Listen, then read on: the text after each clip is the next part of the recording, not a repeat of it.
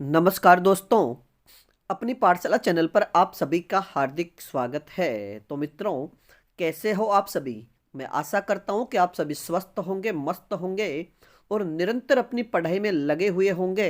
तो मित्रों, मैं फिर से हाजिर हूँ हिंदी साहित्य का ये पाठ नंबर 4 लेकर के। और मित्रों, आज की इस कक्षा में हम मात्र 40 प्रश्नों की ही चर्चा करेंगे और इसके बाद में हमारी जो अगली क्लास होगी वह है हिंदी साहित्य का एक तो काल विभाजन और एक उनके जो काल है उनके नामकरण से संबंधित प्रश्नों को शामिल करेंगे। और फिर हिंदी साहित्य का आदिकाल, रीतिकाल, भक्तिकाल और आधुनिक काल के प्रश्नों की चर्चा क्रमबद्ध करते जाएंगे। तो मित्रों, हम सबसे पहले चर्चा करें आज के पहले प्रश्न की। किस युग को आधुनिक हिंदी कविता का सिंह द्वार कहा जाता है? यानी किस युग को आधुनिक हिंदी कविता का सिंह द्वार कहा जाता है? तो इसका सही उत्तर होगा भारतेंदु युग।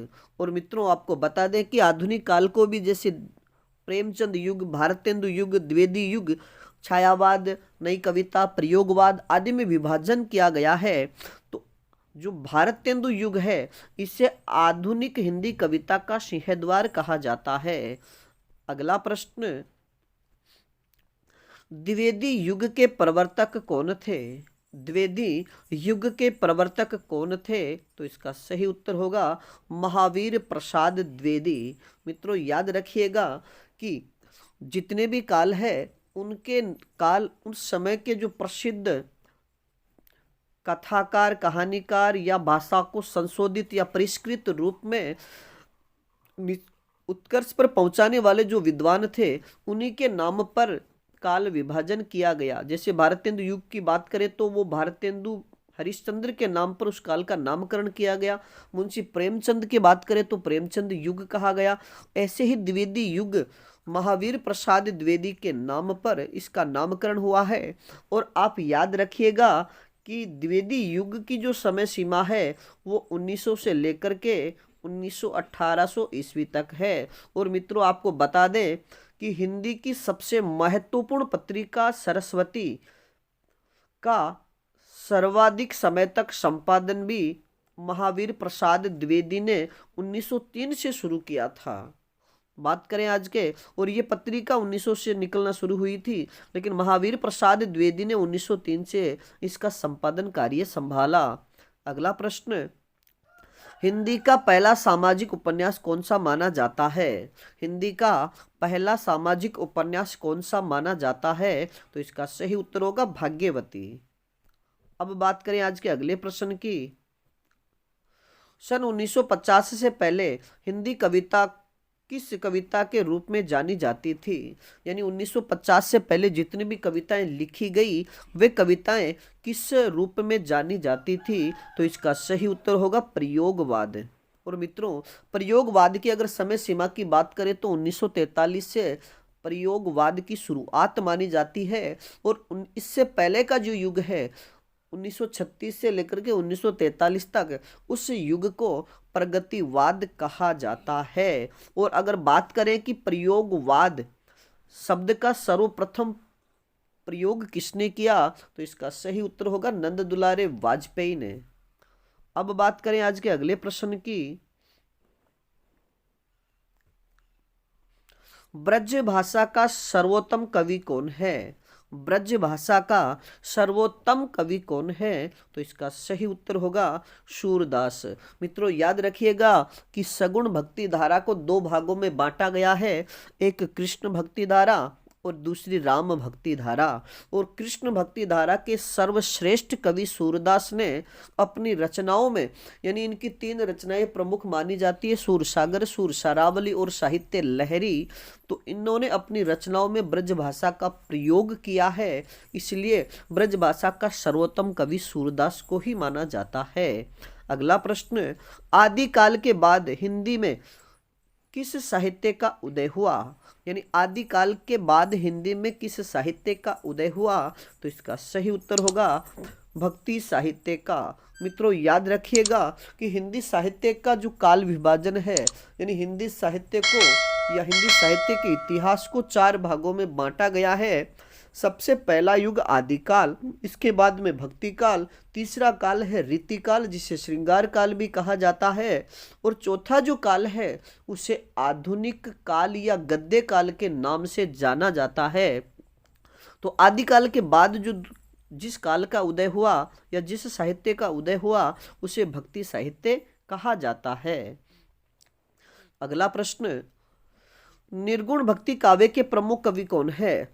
निर्गुण भक्ति काव्य के प्रमुख कवि कौन है? तो इसका सही उत्तर होगा संत कबीरदास। मित्रों याद रखिएगा कि निर्गुण भक्ति को भी दो भागों में बांटा गया है, ज्ञानाश्रयी शाखा और प्रेमाश्रयी शाखा।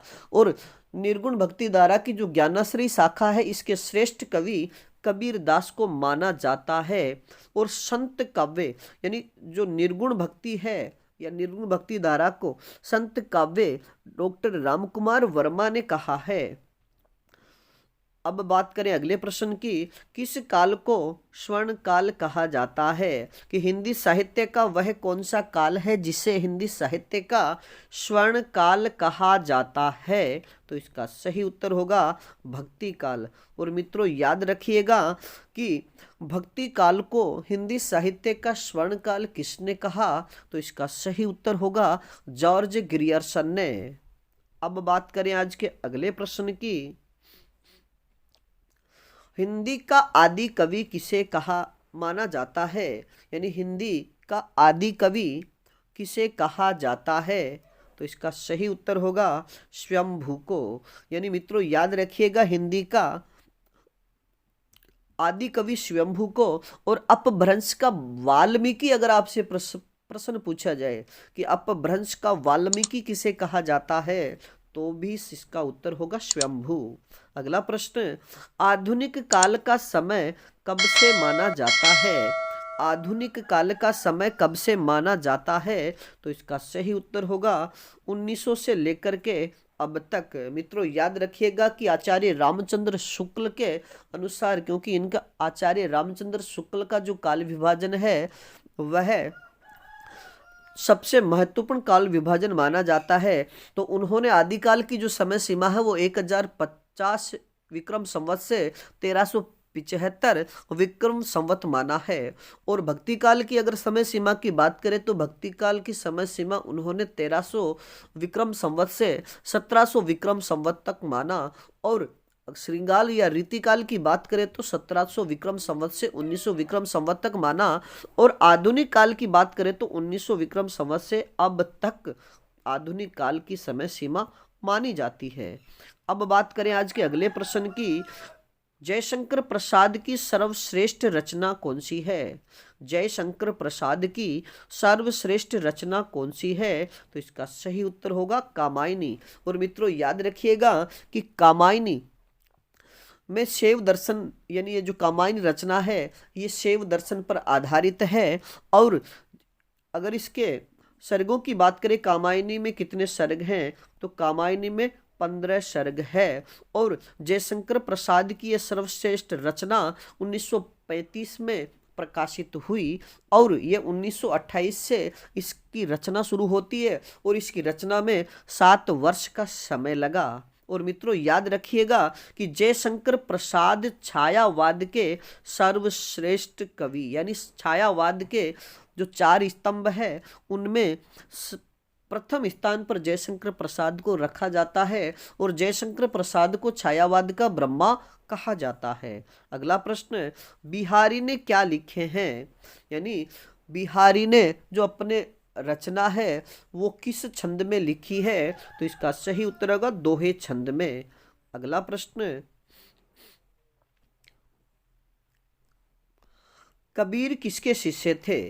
यानी निर्गुण भक्ति धारा के श्रेष्ठ कवि कबीरदास किसके शिष्य थे? तो इसका सही उत्तर होगा रामानंद के। मित्रों याद रखिएगा कि कबीरदास ने अपने रचनाओं में यानी उन्होंने एक पंक्ति कही है कि काशी में हम प्रकट भये रामानंद चेतायो। उन्होंने लिखा है, उन्होंने कहा है कि मेरा जन्म काशी में हुआ और रामानंद मेरे गुरु थे।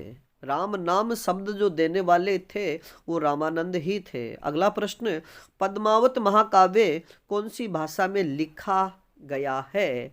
पद्मावत महाकाव्य कौन सी भाषा में लिखा गया है? तो इसका सही उत्तर होगा अवधी भाषा में। मित्रों याद रखिएगा कि हिंदी साहित्य का जो निर्गुण काव्य धारा है इसको दो भागों में बांटा गया, एक तो ज्ञानाश्रयी शाखा, एक प्रेमाश्रयी शाखा।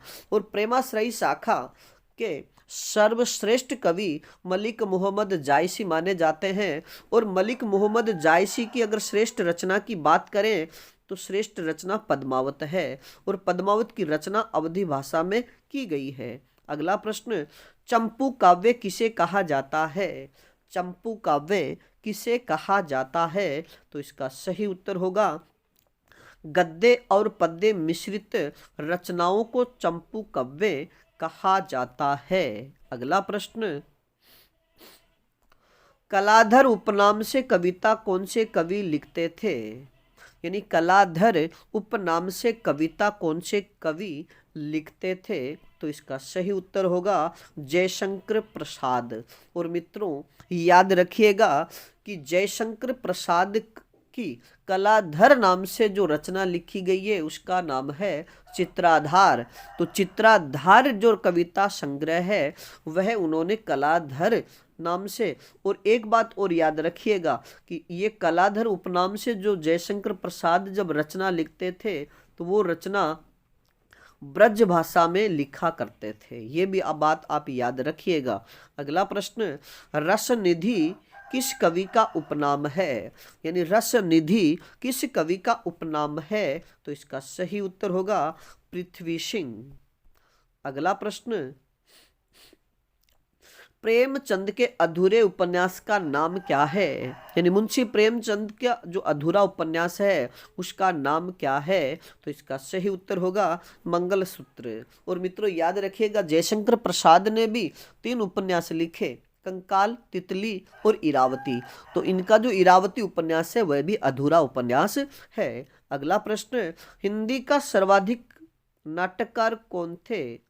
यानी हिंदी का सर्वाधिक यानी सबसे ज्यादा नाटक लिखने वाले व्यक्ति कौन थे? तो इसका सही उत्तर होगा जयशंकर प्रसाद। और मित्रों याद रखिएगा कि जयशंकर प्रसाद के जो नाटक हैं वह ऐतिहासिक नाटक हैं।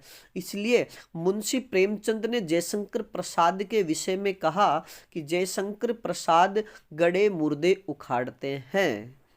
अब बात करें आज के अगले प्रश्न की। तुलसीकृत रामचरितमानस में कौन सी भाषा का प्रयोग किया गया है? तुलसीकृत रामचरितमानस में। और मित्रों इस प्रश्न की चर्चा हमने पिछली कक्षा में भी की है कि रामचरित कौन सी भाषा में लिखा गया है? तो इसका सही उत्तर होगा अवधी भाषा का प्रयोग। अगला प्रश्न, एकांकी के जन्मदाता कौन है? एकांकी के जन्मदाता कौन है? तो इसका सही उत्तर होगा डॉक्टर रामकुमार वर्मा।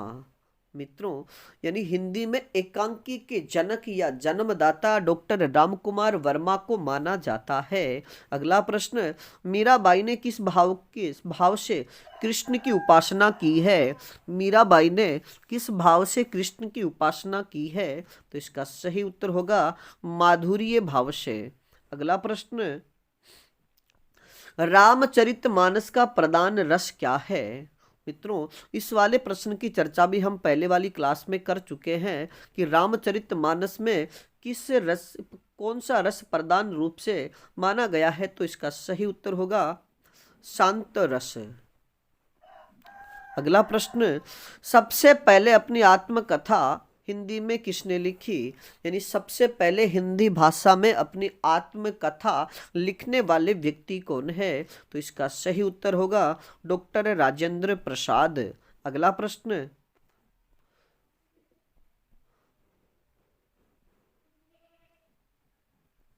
हिंदी कविता का पहला महाकाव्य कौन सा है? हिंदी कविता का पहला महाकाव्य कौन सा माना जाता है? तो इसका सही उत्तर होगा पृथ्वीराज रासो। और मित्रों पृथ्वीराज रासो के अगर समयों यानी उन पृथ्वीराज रासो में जो सर्ग है उन्हें समय भी कहा गया है, तो इसमें 69 समय है। और इसकी रचना चंदबरदाई के द्वारा की गई, लेकिन चंदबरदाई ने इसको पूरा नहीं किया था और इसको पूरा करने का कार्य चंदबरदाई के पुत्र जलहण ने किया था। बात करें अगले प्रश्न की, हिंदी के सर्वप्रथम प्रकाशित पत्र का नाम क्या है? हिंदी के सर्वप्रथम प्रकाशित पत्र का नाम क्या है? तो इसका सही उत्तर होगा उदंत मार्तंड। अगला प्रश्न, हिंदी साहित्य की प्रथम कहानी है, हिंदी साहित्य की प्रथम कहानी कौन सी मानी जाती है? तो इसका सही उत्तर होगा इंदुमती। अगला प्रश्न, आंचलिक रचनाएं किससे संबंधित होती है? आंचलिक रचनाएं किससे संबंधित होती है? तो इसका सही उत्तर होगा क्षेत्र विशेष से, या ग्रामीण क्षेत्र से, या देहाती क्षेत्र से। अगला प्रश्न, पृथ्वीराज रासो किस काल की रचना है? यानी पृथ्वीराज रासो किस काल की रचना मानी जाती है? तो इसका सही उत्तर होगा आदिकाल की। और मित्रों याद रखिएगा कि जितने भी रासो काव्य है या जितनी भी रासो रचनाएं हैं वह आदिकाल के नाम से जानी जाती है। अब हम चर्चा करें अगले प्रश्न की, हिंदी गद्य का जन्मदाता किसको माना जाता है? हिंदी गद्य का जन्मदाता किसे माना जाता है? तो इसका सही उत्तर होगा भारतेंदु हरिश्चंद्र को। अगला प्रश्न, कवि कालिदास की अभिज्ञान शाकुंतलम का हिंदी अनुवाद किसने किया? कि कवि कालिदास द्वारा रचित अभिज्ञान शाकुंतलम जो नाटक है उसका हिंदी अनुवाद किसने किया है? तो इसका सही उत्तर होगा राजा लक्ष्मण सिंह ने। और अगला प्रश्न, पद्य साहित्य को कितने भागों में बांटा गया है? पद्य साहित्य को कितने भागों में बांटा गया है? तो इसका सही उत्तर होगा 15 भागों में। अगला प्रश्न, कवि नरेंद्र शर्मा, अगला प्रश्न यानी कवि नरेंद्र शर्मा ने राष्ट्रपिता महात्मा गांधी के निधन से प्रभावित होकर कौन सी रचना लिखी है? तो इसका सही उत्तर होगा रक्त चंदन की रचना। यानी उन्होंने रक्त चंदन नाम की एक रचना लिखी जो महात्मा गांधी के निधन से संबंधित है। बात करें अगले प्रश्न की, नाट्य शास्त्रकारों द्वारा अमान्य रस कौन सा है? नाट्य शास्त्रकारों द्वारा जो अमान्य रस है, यानी मित्रों मुख्य रूप से यानी प्राचीन समय में रसों की संख्या 9 मानी गई है और मूल रूप से रसों की संख्या 9 ही है, लेकिन आधुनिक काल में 2 रस और स्वीकार करके अब रसों की संख्या 11 है। लेकिन जो नाट्य शास्त्रकार है उन्होंने जो 9 रस थे उनमें से किस रस को अमान्य माना है, यानी उसको अस्वीकार किया है? तो इसका सही उत्तर होगा विभत्स रस। अगला प्रश्न, काव्य शास्त्र का प्राचीनतम नाम क्या है? काव्य शास्त्र का सबसे पुराना नाम क्या है? तो इसका सही उत्तर होगा अलंकार शास्त्र। अगला प्रश्न, रीति संप्रदाय के संपादक कौन थे? रीति संप्रदाय के संपादक कौन थे? तो इसका सही उत्तर होगा आचार्य वामन। अगला प्रश्न, हिंदी में काव्य शास्त्र के प्रथम आचार्य कौन है? हिंदी में काव्य शास्त्र के प्रथम आचार्य कौन है? तो इसका सही उत्तर होगा केशवदास। अगला प्रश्न, साहित्य शब्द किस शब्द से बना है? यानी साहित्य शब्द का निर्माण किस शब्द से हुआ है? तो इसका सही उत्तर होगा साहित्य शब्द से। अगला प्रश्न, हिंदी साहित्य में जीवनी साहित्य का प्रारंभ किस युग से माना जाता है? हिंदी साहित्य में जीवनी साहित्य का प्रारंभ किस युग से माना जाता है? तो इसका सही उत्तर होगा भारतेंदु युग से। अगला प्रश्न, हिंदी भाषा और साहित्य, मित्रों हिंदी भाषा और जो साहित्य है के लेखक कौन है? तो इसका सही उत्तर होगा श्याम सुंदर दास। अगला प्रश्न, मनुष्य एक सामाजिक प्राणी है, ऐसा किसने कहा? मनुष्य एक सामाजिक प्राणी है, ऐसा किसने कहा? तो इसका सही उत्तर होगा अरस्तु ने। अब हम चर्चा करें अगले प्रश्न की, भाषा किसे कहते हैं? भाषा किसे कहते हैं? तो इसका सही उत्तर होगा मनुष्य अपने मानसिक विचारों की अभिव्यक्ति के लिए जिस माध्यम का प्रयोग करता है उसे भाषा कहते हैं। यानी विचारों के आदान प्रदान करने का जो माध्यम होता है उसे भाषा कहते हैं। अगला प्रश्न, भाषा शब्द की उत्पत्ति कहाँ से हुई है? भाषा शब्द की उत्पत्ति कहाँ से हुई है? तो इसका सही उत्तर होगा भाषा शब्द की उत्पत्ति संस्कृत की जो भाष धातु है उससे हुई है, और भाष का मतलब होता है कहना या बोलना। अगला प्रश्न, और मित्रों ये आज की कक्षा का अंतिम प्रश्न। तो मित्रों सामान्य शब्दों से हम भाषा को किस तरह से व्यक्त करेंगे? अगर सामान्य शब्दों की चर्चा करें कि सामान्य शब्दों में हम भाषा को किस प्रकार से व्यक्त कर सकते हैं, तो इसका सही उत्तर होगा भाषा वह साधन है जिसके द्वारा मनुष्य अपने भावों या विचारों को बोलकर या लिखकर दूसरे मनुष्यों तक पहुंचाता है, उसे ही हम भाषा कहते हैं। तो आप मित्रों आज के लिए इतना ही, बाकी फिर मिलेंगे एक नए टॉपिक के साथ।